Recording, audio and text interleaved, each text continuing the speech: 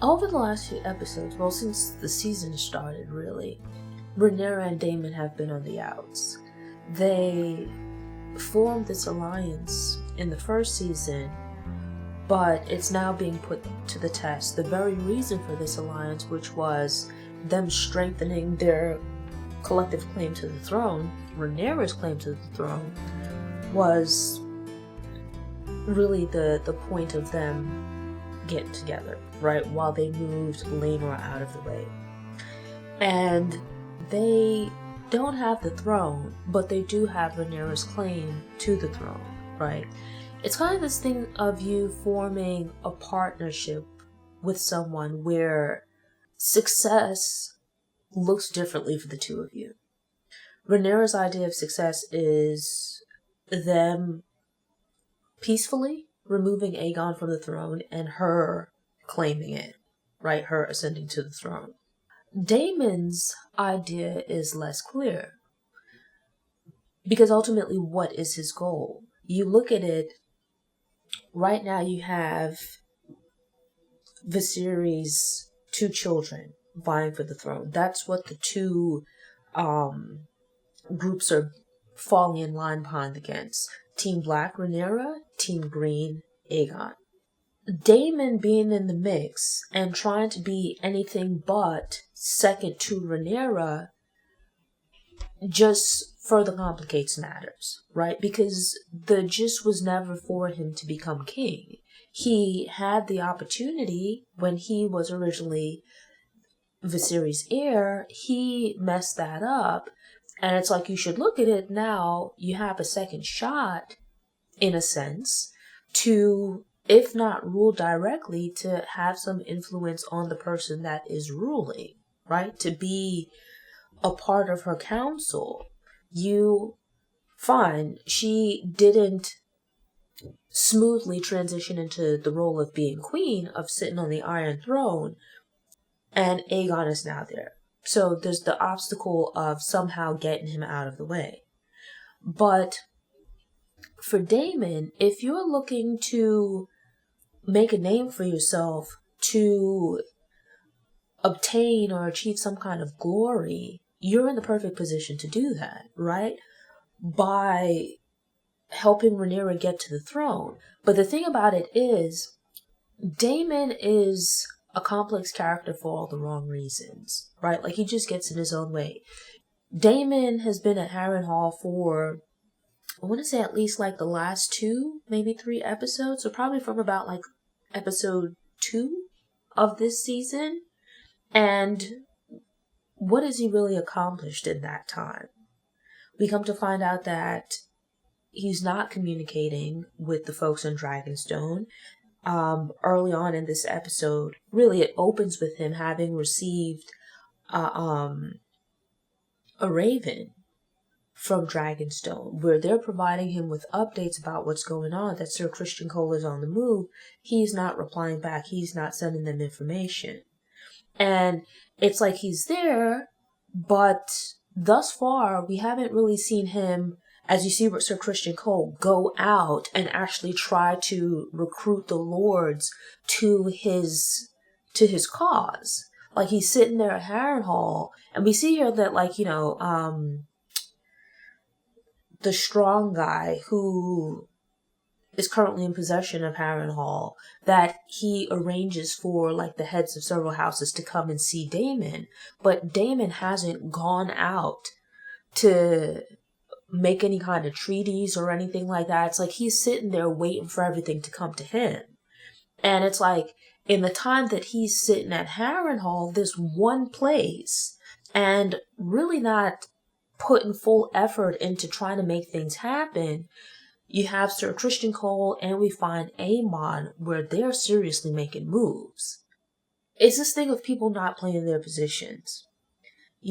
Part of it as well is there's supposed to be like a bit of magic at Harrenhal, right? Where from the very beginning we saw Daemon hallucinating, seeing things that aren't there. It's sort of like, if you think of it, that when you're nearing the end of your life, right? This thing that you hear about with people, their lives flashing before their eyes. And so you saw that in that episode. We see this here as well. This thing of Rhaenyra as a child, as the child, or at least the young woman that we saw when the series first opened. This one that he seemed to dote on, love, and care for.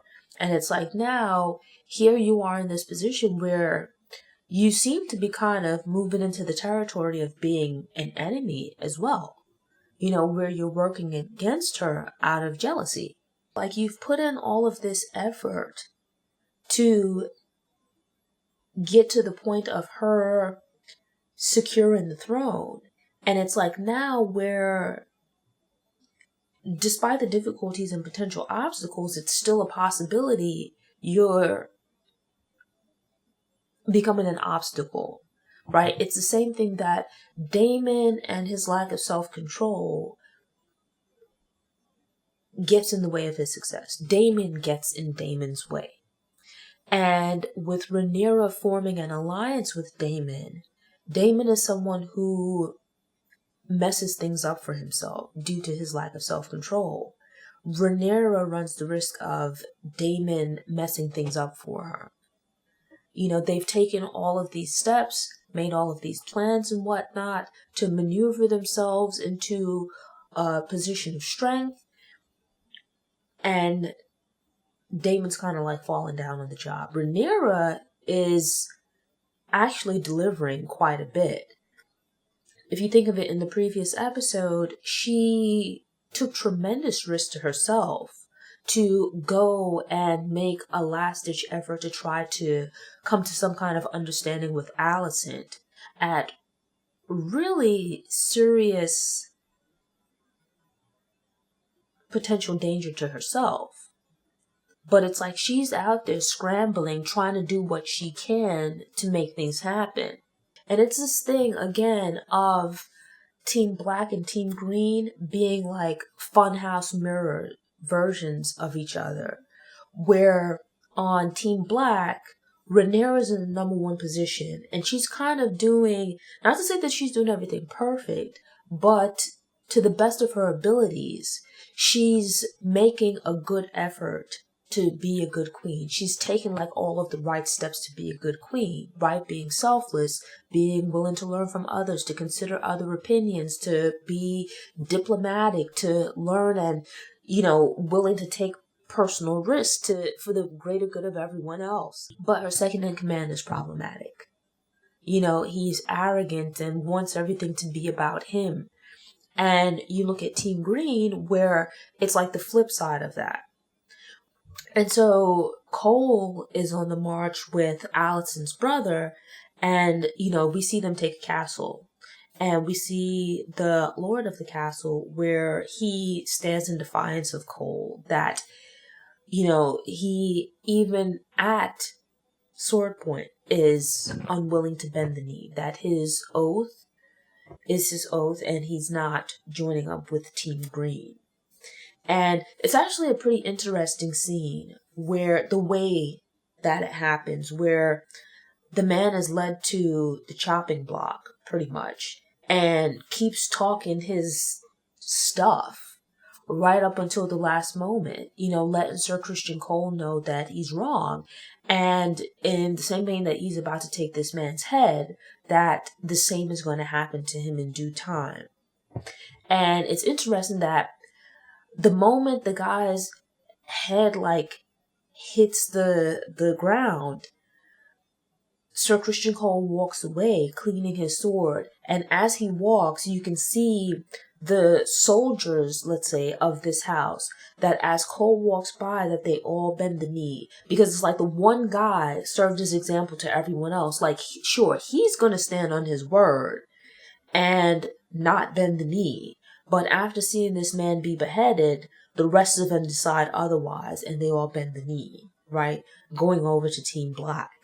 From there, the original plan was to then march on to Harrenhal, to take Harrenhal. But, which is something that Alicent's brother inquires about, like, he's like, okay, well, we're going to take off marching now, but they head in the wrong direction, or what's believed to be the wrong direction. But unbeknownst to him, and also unbeknownst to Aegon, there's been a change in plan where Sir Christian Cole is not going to march towards Harrenhal. They're going to leave that for the time being. Instead, he and Aemond have gotten together and have decided to capture one of the other castles. It's small, it's relatively unguarded, it would require less effort to capture than Harrenhal. And the plan is, which we see coming into play, is that they're being very strategic about their resources, right? Because again, we hear this thing, if you think back to, I think that would have been the first episode where the small folk were coming and making their petitions. They were talking about the tremendous drain on resources as a result of, the blockade, as a result of the livestock being needed for feeding the dragons. They are having to make real sacrifices and struggle in efforts of supporting this war. And the reality is, well, how long is that going to last? How long are they going to continue to be Team Green? And so there's that part of the conversation, but also that where in the number one position you have Aegon, he doesn't know anything, is insecure. When his knowledge or authority are threatened, his first response is to lash out. We see him in a council meeting where his council are discussing like what strategy should be, how they should move forward and whatnot. Aegon is kind of trying to pass orders and whatnot, but Aemon explains that, well, we're going in a different direction. Aegon is expecting that Sir Christian Cole, after having made several houses bend the knee, he's amassed a fair-sized army. And the original plan was for him to take Harrenhal. And we see Aegon kind of chastising Larys for allowing Daemon to take Harrenhal instead, right? His belief is that Larys, as Lord Strong, should have somehow or other put in place some kinds of defenses or whatnot to guard Harrenhal against Daemon, right? Or some kind of plan or whatever to hold Harrenhal. And as Larys explains, and we see this, that when Daemon shows up at Harrenhal, the place is in absolute disrepair. It's going to require a lot of work. It's just going to suck a lot of resources. It's large enough, as he explained, to host a large amount of soldiers, but to get it to usable condition is going to require a lot of resources, a lot of time and effort. So it's a time suck. Meanwhile, you have Sir Christian Coles on the march, gathering up castles along the way, people along the way, where instead of focusing on one big capture, they're taking small captures along the way and still ending up with the same result, right? But with less effort. Aemond and Sir Christian Cole have been in communication with each other that they're putting together strategies and plans without consulting Aegon. And the reality is that Aegon is kind of in over his head. Like, he doesn't really have anything to contribute to these meetings. Aemon, for all intents and purposes, is Aegon's second. Or rather, you think of it as brains and brawn, right? Where on Team Black, Rhaenyra is the brains, right? She can also be the brawn with her dragon, but between the two of them, she's the brains and Daemon is more the brawn, right? And you also have Rhaenys and whatnot for right now. On Team Green, Aegon is really neither brains nor brawn. His second in command, or his seconds in command, fill that position, which would be Aemon and Sir Christian Cole. Both of them are very capable fighters. Both of them are very capable strategists. Aemon might have grown up in the castle, but we heard it from him that he's studied the histories. You look at this episode where he speaks High Valyrian, but Aegon does not, right? Like, Aemon switches over to High Valyrian and is able to very smoothly communicate, very fluently explain the plan. When Aegon attempts to respond in High Valyrian, it's very halting, it's choppy, you know, it seems like someone who's learning a language for the first time. It's like they're at two very, very different levels. And you look at it, it's just another way in which Aegon is ill prepared for this position. You know, he knows nothing of the histories, and it's not just that, right? Because where Aemon spent time in the library reading and learning and doing everything on his own, he was never mentioned as being in line, as being part of the, the order of succession. But yet, unlike Aegon, he didn't just sit back and do nothing because Viserys didn't take him under his wing. Aemon took it upon himself to go and to seek out knowledge, to teach himself, never mind that Viserys didn't take any interest in teaching him how to prepare to be king. So, between Aemon and Sir Christian Cole, Sir Christian Cole is like all brawn. You have brawn and brains between the two of them, and Aemon is actually a very capable fighter as well. And so it's like you have those two where they should be regarded as a tremendous support to the king. But you can see that Aegon, due to his insecurity, he's starting to look at the two of them as opposition. You know, like they're blocking his shine, stealing his thunder. And it's like that might very well be. The reality is that Aegon is just ill-equipped for this position. And it's like, it's going to be interesting because the Targaryens are tearing themselves apart as Team Black versus Team Green. But it's like within both of those teams, this desire that some people have that instead of, and really when you think about it, it's this thing of them being extremely ambitious where they're very focused on themselves as individuals. They're not really thinking about the collective whole as Targaryens. Instead, they're thinking about what they want as individuals, what benefits them as individuals, how they can make a name for themselves. And with that, that's how you have this fracture between Team Black and Team Green.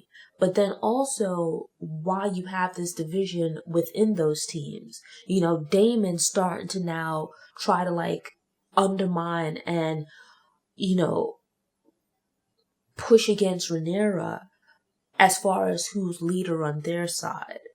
And then on Team Green, you have it where now Aegon is starting to look at Aemon and Sir Christian Cole as threats to his authority. He goes to Alicent to complain about this, that, the council aren't listening to him, that Aemon and Sir Christian Cole are having meetings and making decisions without his input.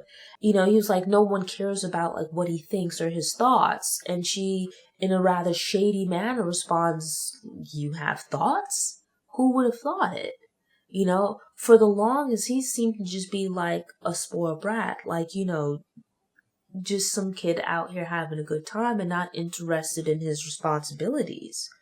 Who would think that he would have views and opinions on what's going on? And as Alicent points out, and you can tell that it's becoming this thing of her second guessing putting Aegon on the throne. She mentions to him like a lot of sacrifices were made to put you on the throne, and you seem to be ill-equipped for the position. And her hope was that once on the throne, never mind his lack of experience, that he would humble himself and open his ears to learn from the people around him who have been in these roles and positions for quite some time. Instead, here it is that he's complaining that they're not listening to his authority. The reality is that it breaks down to Aegon believes that being king makes him the final authority, that he doesn't have to educate himself, he doesn't have to learn, he doesn't have to, he just bulldozes through everything. You look at how he dealt with like the rat catchers and all of this kind of stuff. It's like there's no real thought process behind his actions. And when called out on it, or when people push back against his ideas, his insecurity forces him to respond in a counterproductive manner, to expel the people that might challenge him or push him. But it's like those are the interactions that would make him great. Him surrounding himself with yes men is only going to be detrimental to his progress and development in the long term. Thanks for tuning in. To ensure you don't miss any episodes, subscribe to the channel, click the notification bell, go ahead and click the thumbs up button if you like what you saw, and go ahead and share it on social media.